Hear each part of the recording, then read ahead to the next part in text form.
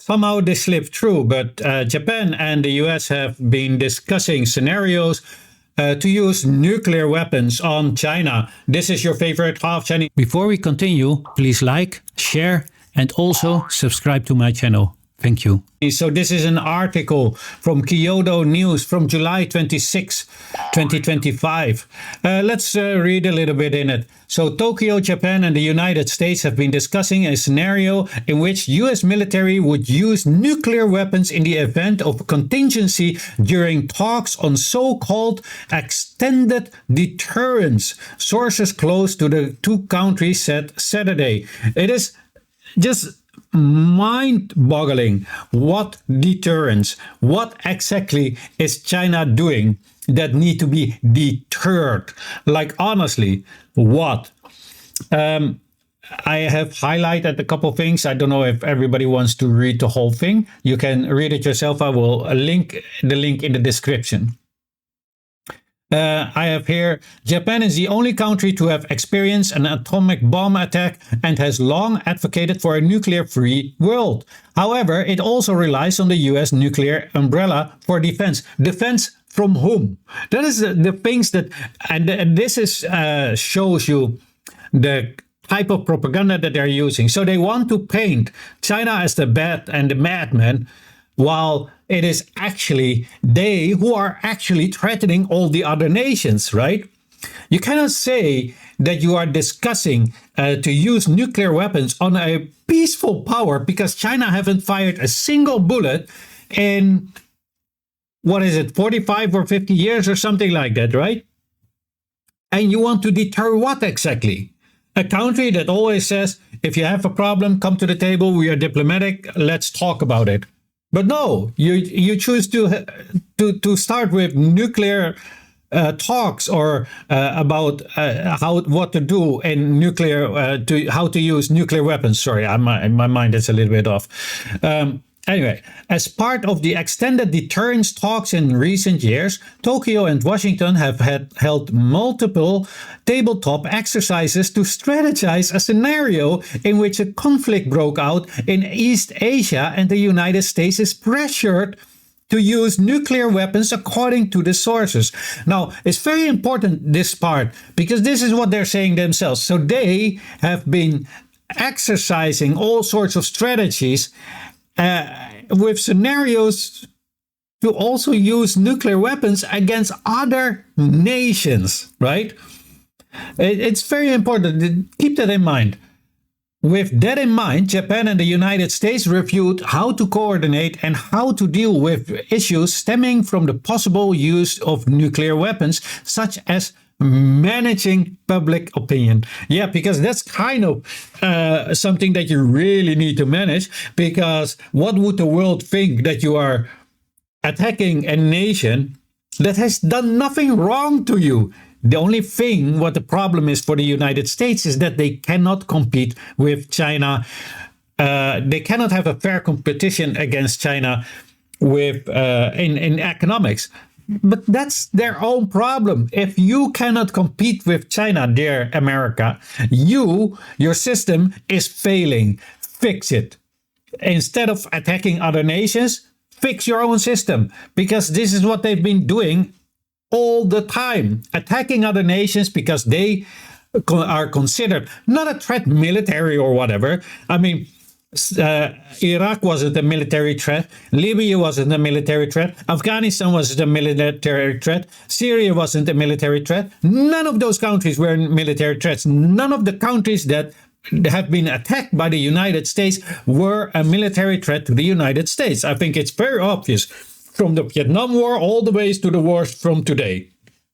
Why are these countries all have been attacked by the United States?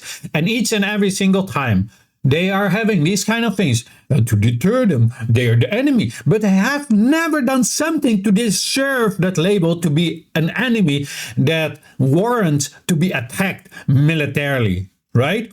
Meanwhile, I say we because I live in a NATO state, collectively have attacked numerous countries, and each and every single time under false pretext. Libya, Syria, Afghanistan, Yugoslavia, etc. Right?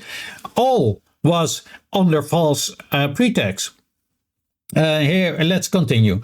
The dialogue was upgraded in July 2024 with the first ever ministerial talks on the issue held in Tokyo to better coordinate the alliance with an eye on China's military buildup and North Korea missile and nuclear development. So, with an eye, right, on China's military buildup.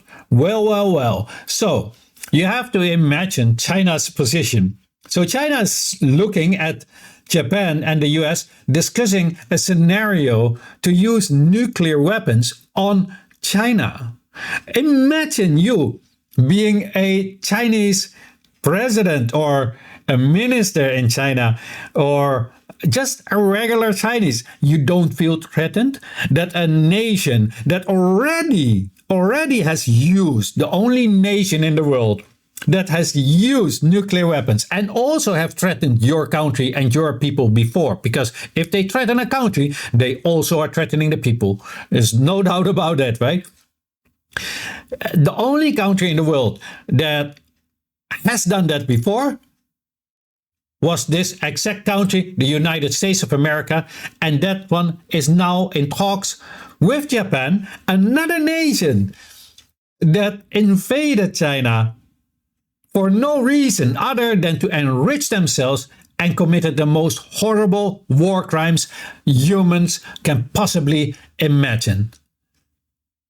And those two are sitting on a table discussing a scenario for nuclear weapons use against your country.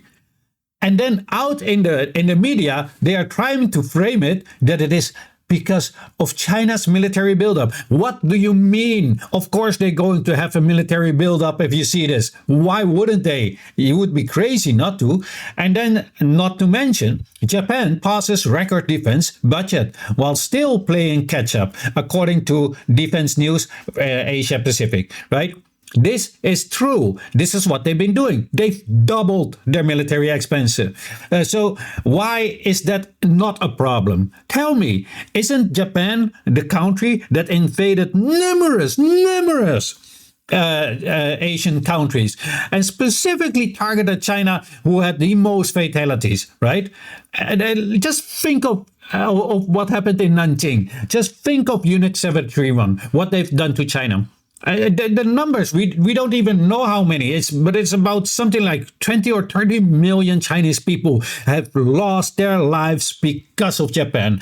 But somehow they passes a record defense budget is not a problem. But when China is looking at that, well, that country that invaded them already is passing their record defense budget and is discussing military or nuclear use against China.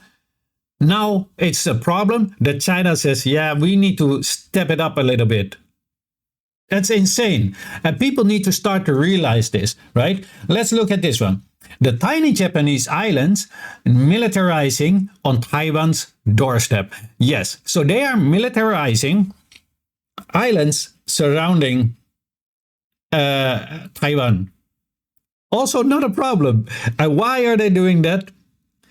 To so-called counter or deter China. So if you are looking from the Chinese perspective, you are like, oh yeah, we did not attack you or did not anything remotely like attacking you or whatsoever.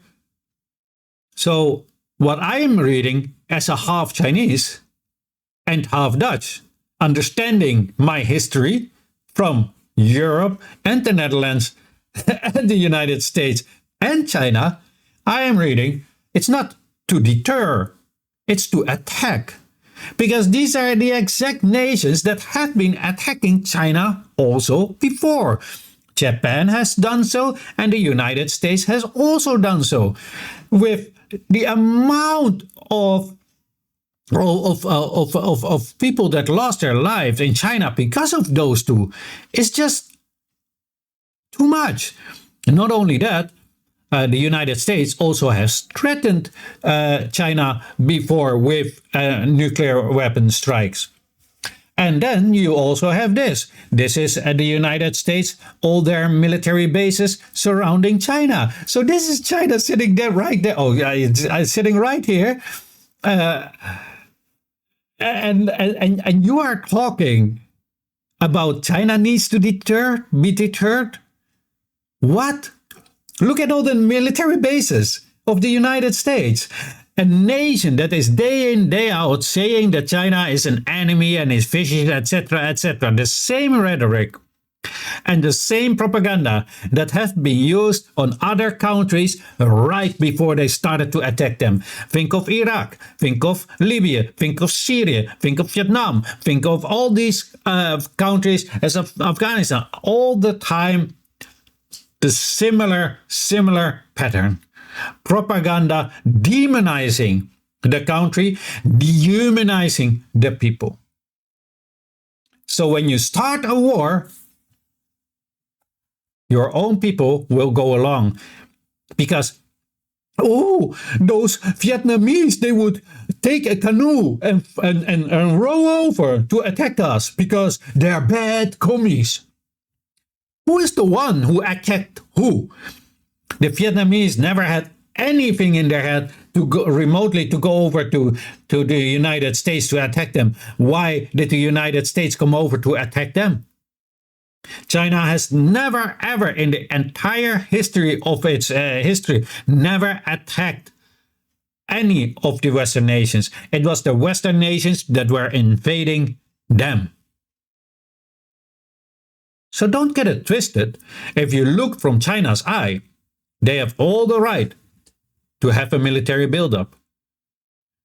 Now, not only that, but when we look at the amount that China is spending on military and the United States, then it is just a fraction of what the United States is spending.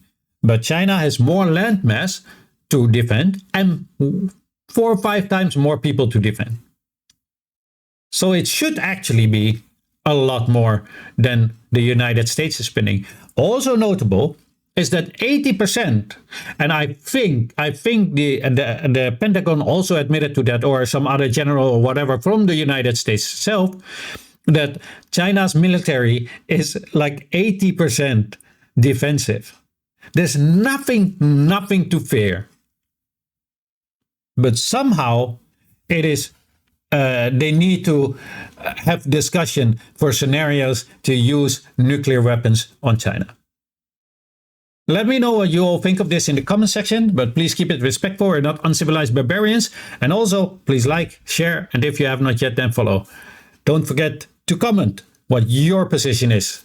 Thank you. Have a great day. Your favorite half Chinese.